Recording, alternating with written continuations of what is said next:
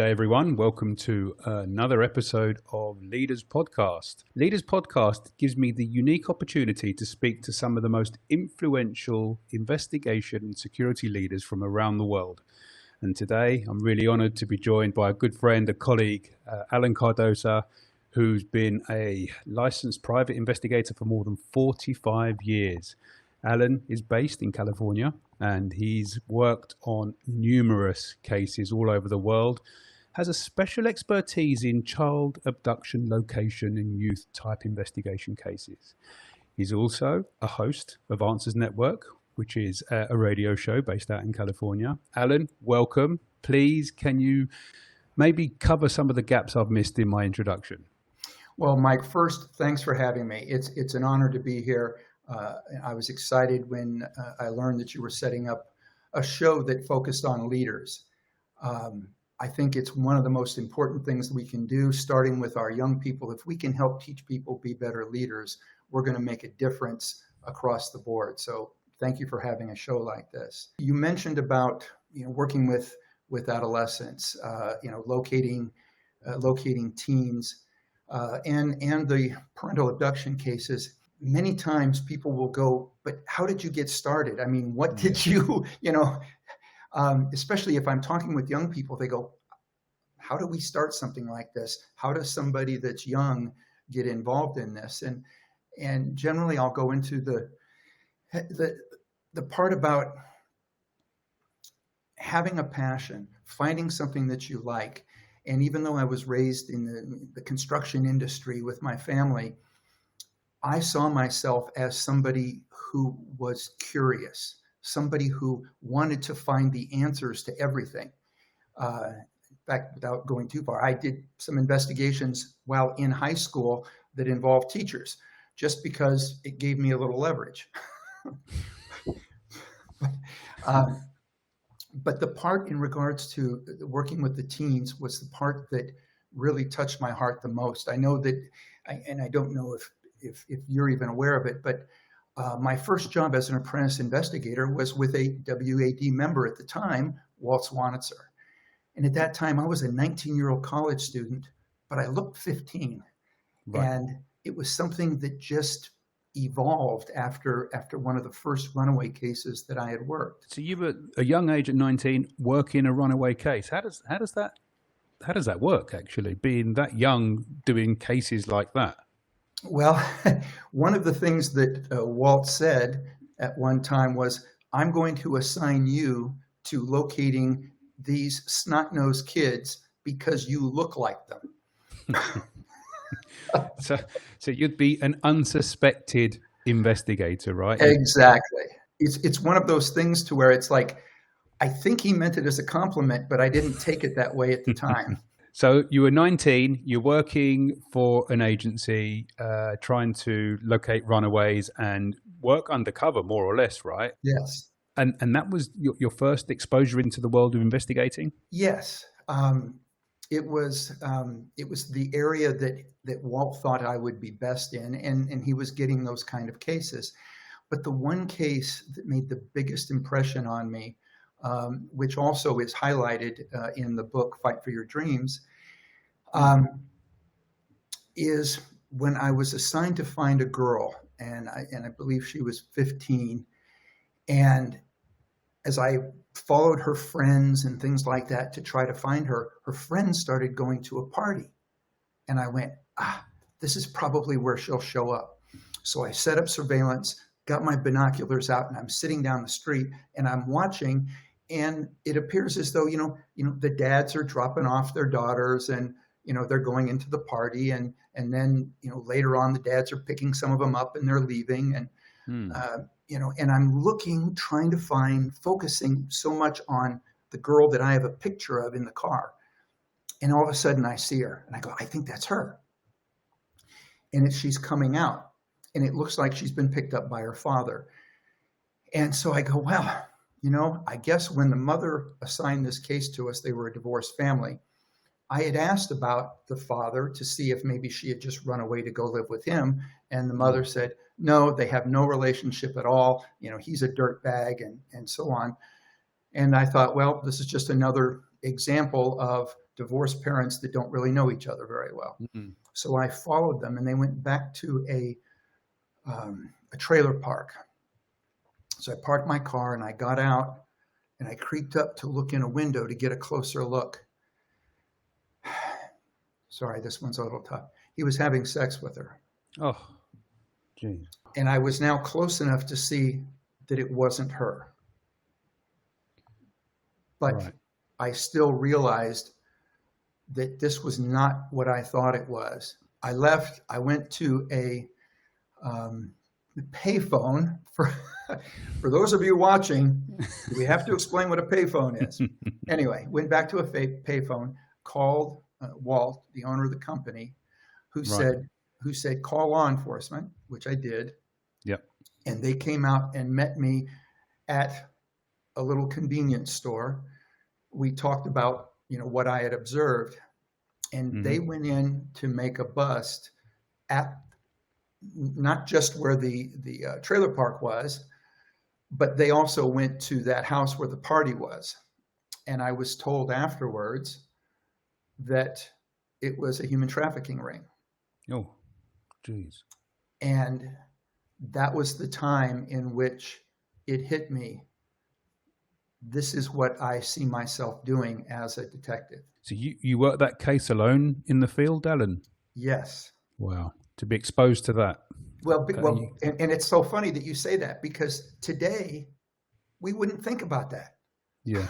We wouldn't put somebody in that situation. Yeah. But, investigation 45 years ago was that different, to where, you're one guy, go out and find them, and because you look like them, you can wander in and out of their world. And then, but it was set up to where when you spot them, don't try to do anything, then call in the reinforcements. Yeah. Call the support in. But you're right, things have changed. Yeah, they certainly have, and we're going to talk about that. So that gave you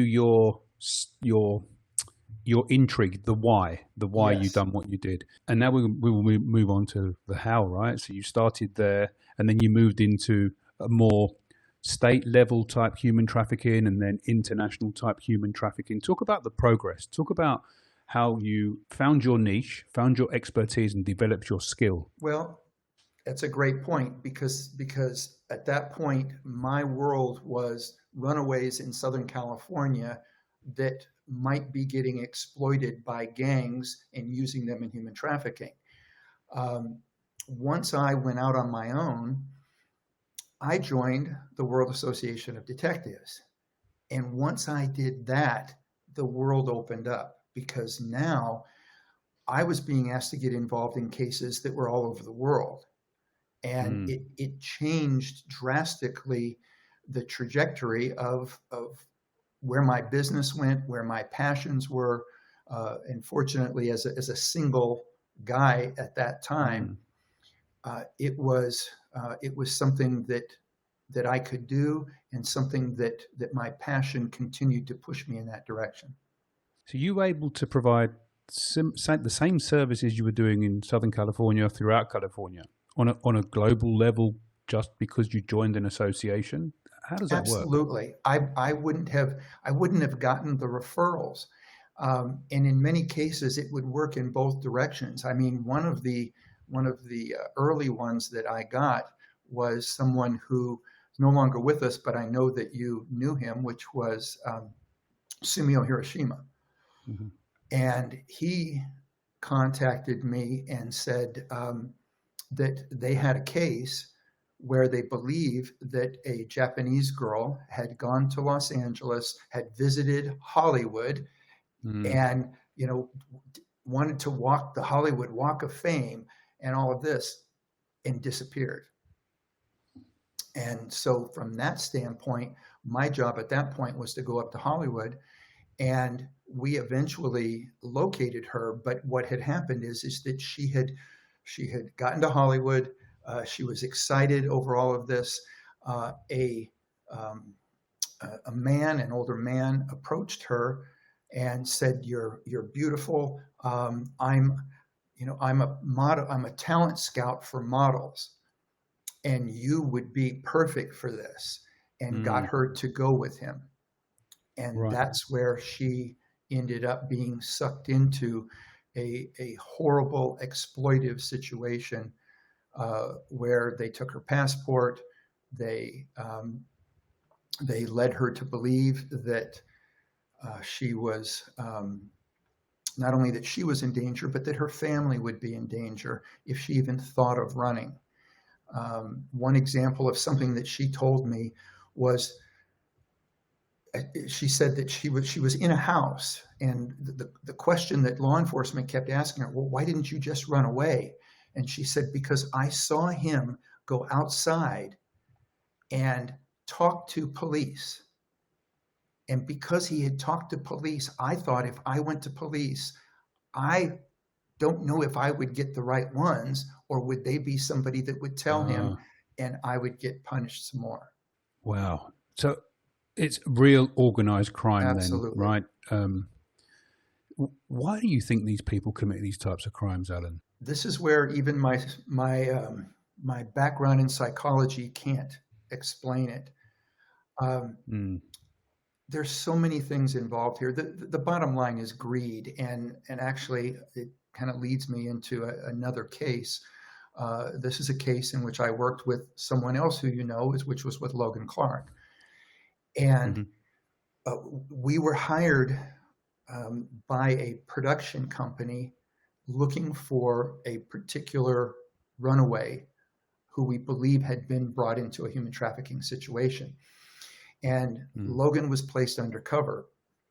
And he went into a particular place to where we learned that you could go and get these young girls, but he wanted a particular one. And so his story was that that he was, from an area to where he needed multiple girls,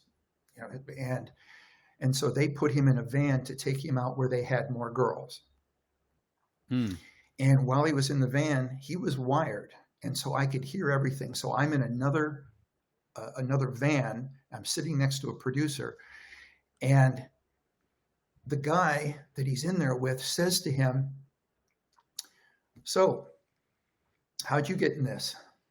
Like two people would talk about, how'd you get into the tire business, but it's how'd you get into the human trafficking business.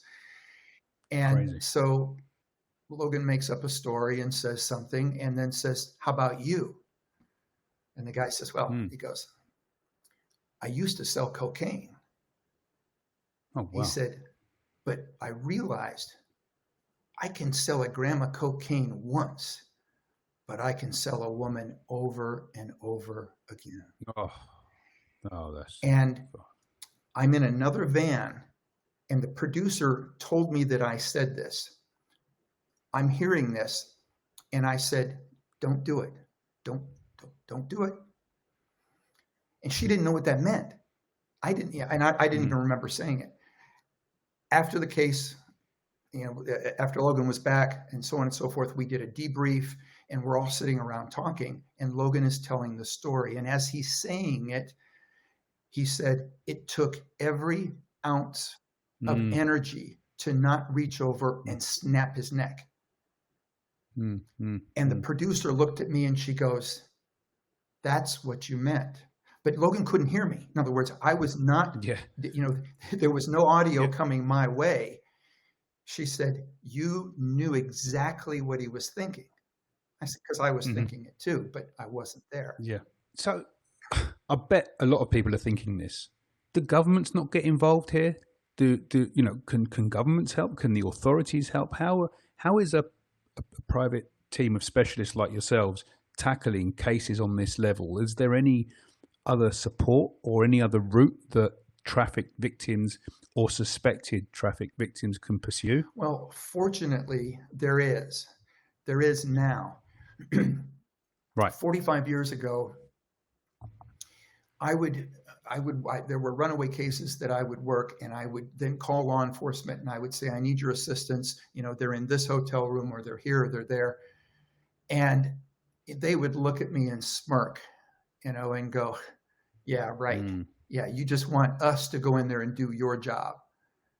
Oh, meaning right. that they didn't believe it was human trafficking. They just thought it was just another runaway. She's probably in there with her boyfriend, you know. Mm. Um, and it was a lot harder to get their support. Now, almost every major city has a human trafficking task force. So if somebody believes that they've seen something that isn't right, I keep seeing these girls go in and out of there, but there's always guys kind of hanging on to them or something.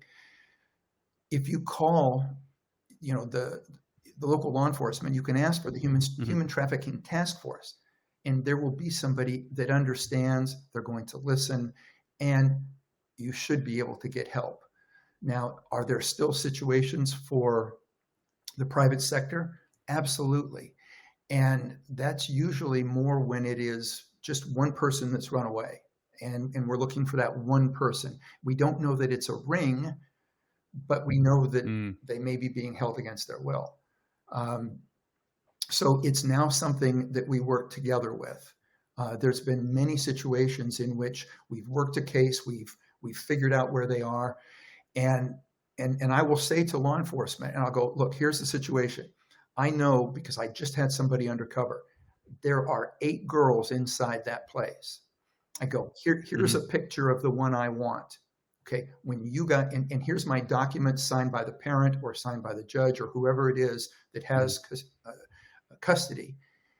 When you come out, as you're putting them into wherever you're putting them, I just need this one to go in my car. I have a female agent waiting in the car. Please just put them there. And then we're going to leave. We want absolutely no credit. We don't want anything. You guys take all the credit because we want to stay under the radar. Yeah. And have you found that similarly in cases in different jurisdictions around the world? Do you have the same support? It depends. Usually if I'm in another country, I don't want to throw anybody under the bus, but there are some countries that law enforcement may be involved. And so you don't want to notify law enforcement. Right. And it's very unfortunate, but it's just part of the real world.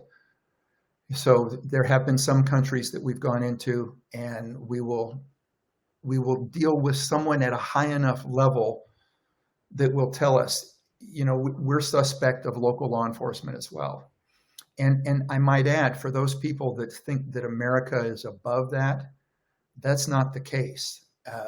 In fact, California is not above that. I had a case, I'll only say in California, but we ended up dealing with the sheriff's department, who specifically told us not to deal with the city police because they were under investigation for being involved in it. Wow. How do you navigate all those challenges, Alan? That, there are multiple risks running simultaneously.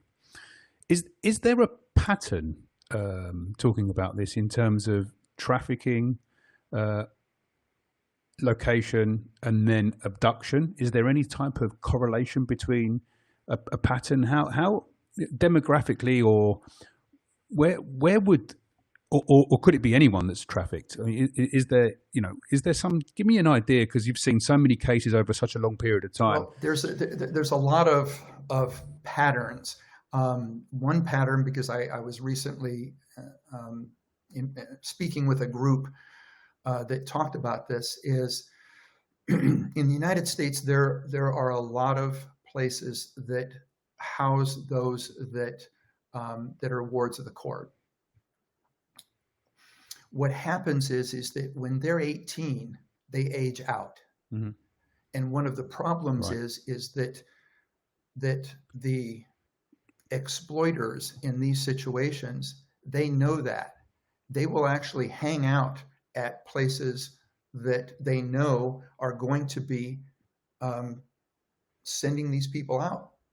In other words, you're done, you're 18, here you go. And they don't really have a place to go. Sometimes it's not set up. So you have exploiters that go and they will prey on them. It's horrible. Another area is in the drug world. In the drug world, They will prey on them, but in some cases they will use them in different ways. So for instance, based on certain laws now as it relates to drug and alcohol treatment for not just young people, but for everybody, there are certain insurance companies that you have to take them, and the government pays for it, but you have to take them. So they will take somebody that maybe they'll go to AA meeting, or drug, NA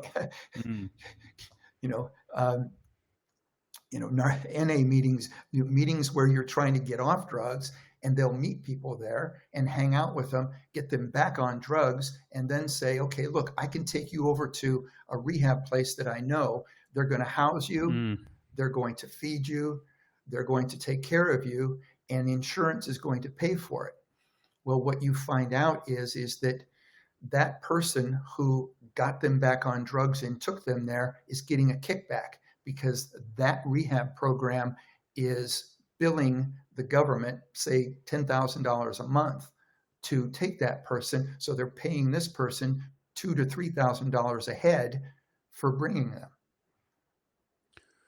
Organized crime on all levels. Then you have spotters to individuals that are out there that are looking for potential targets, and a back end process to pass that individual along the chain. It's ugly.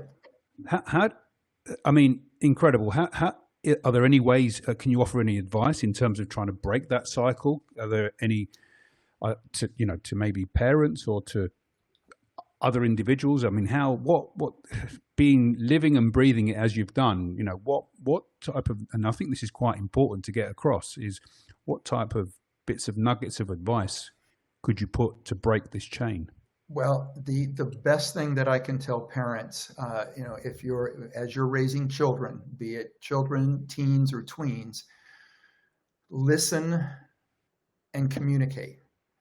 Communicate your values, communicate your wisdom, and give them your time, because it's far more valuable than giving them your money. Yeah, that's a fantastic statement. Great bit of advice. Do you having recovered or assisted in either trafficked victims or even abducted children, do you ever develop relationships with any of these personal relationships? You keep in contact with any of them? Did you follow up? Do you hear of any? Is there any feedback after that period? And actually, I have had some wonderful feedback. Now, there's two approaches. The first thing is the fact that I never initiate it. I've been in restaurants and I've seen somebody and they've made eye contact with me. I will not approach them, because this is a time in their life that they may not want to relive, or it's a time in their life that they may have put behind them. And whoever they're with now, they probably don't want to say, hey, this is the guy that found me when I ran away and I was on drugs, and he took me to a drug and alcohol rehab program. So I don't approach. Now, one of the stories that I have that just touches my heart, and it's now many years ago, was I'm sitting at the table with my family. We're having Thanksgiving dinner, so there's about 20 of us at the table. And let's tell you how long ago my pager goes off. For those out there, Google pager, you'll figure it out. So I excuse myself and I go and take care of this. Now, my family, being in construction, always thought that it was very odd that anybody would have a job that would disturb their time with their family. It was just unheard of. So it was frowned upon. I always got kind of dirty looks. But I came back and I was teary-eyed, and they said, "Oh my God, what was that?" And I said, "I just got a call from a young man. And he said that he is at his Thanksgiving dinner right now, and they're going around the table giving thanks. And I wanted to call you." And I mean, it was so touching. And he said, "I'm sure you don't remember me."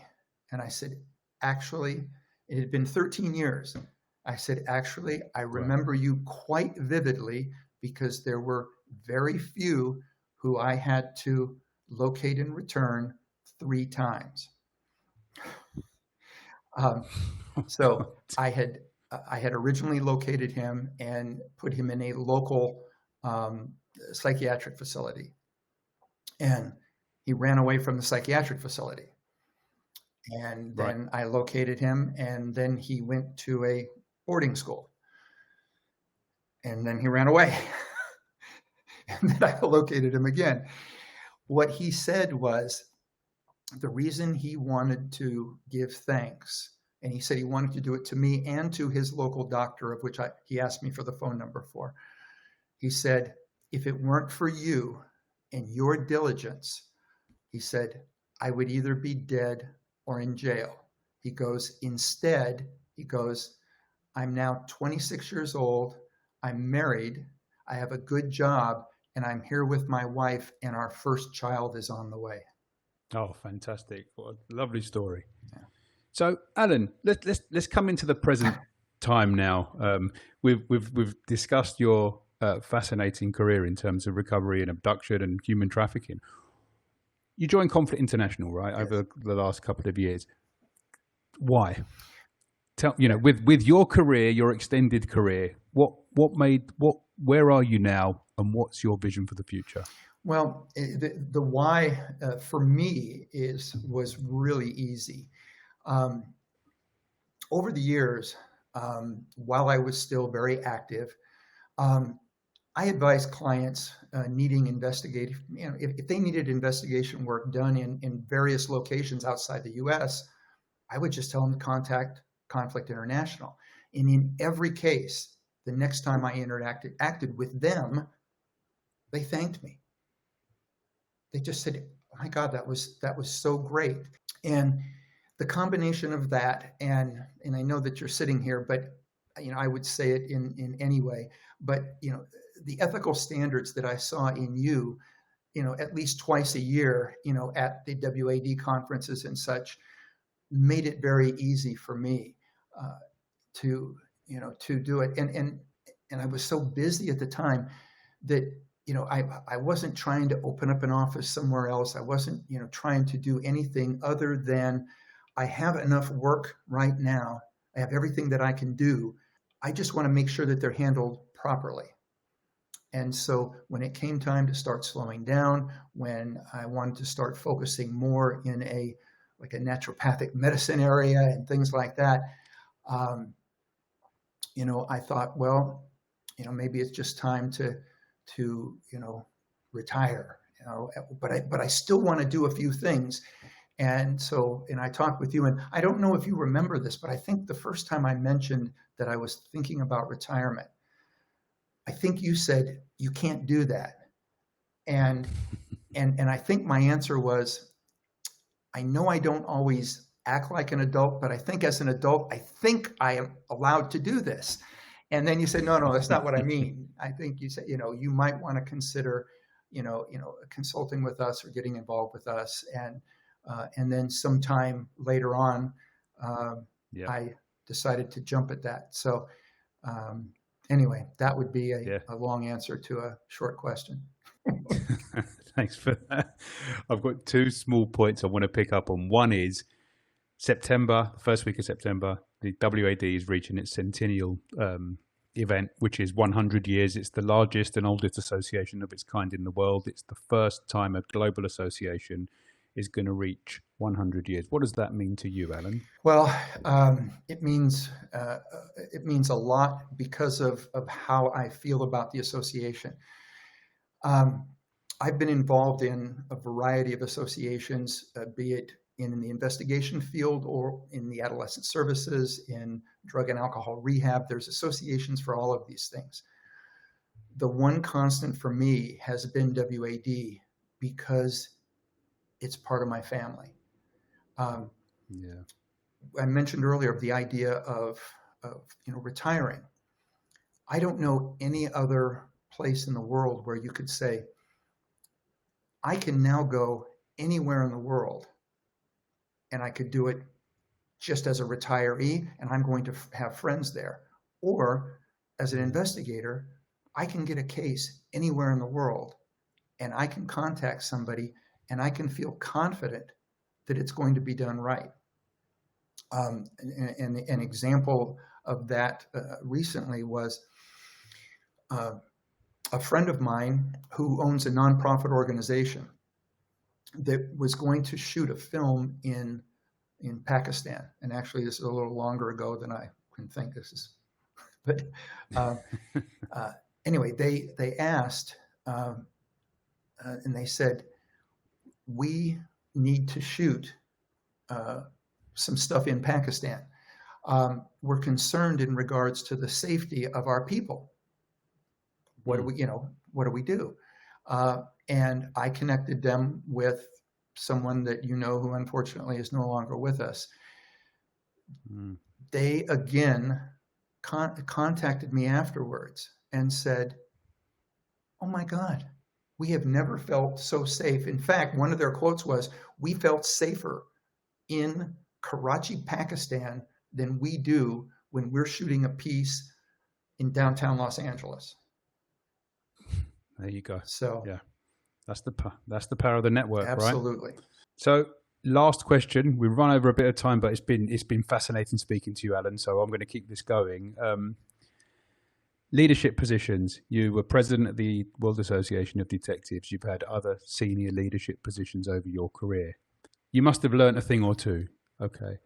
In your opinion, or having seen the positives, the negatives, what works and what doesn't, what makes a strong leader, Alan? I think there's so many things. I mean, when I think about the definition, of leadership, or the definition of strong leadership, I think that it's showing that you can be quiet, that you can guide people, that you can influence, and you can inspire others towards a common goal, all while making the sum of the parts greater than they would be if they were on their own. And leadership is not about being in front.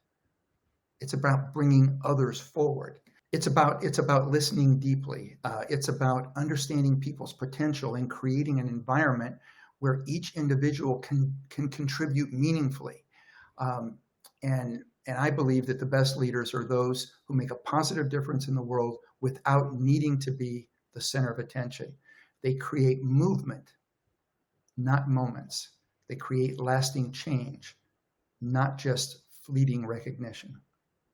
Thank you, Alan. That is a really well thought out answer.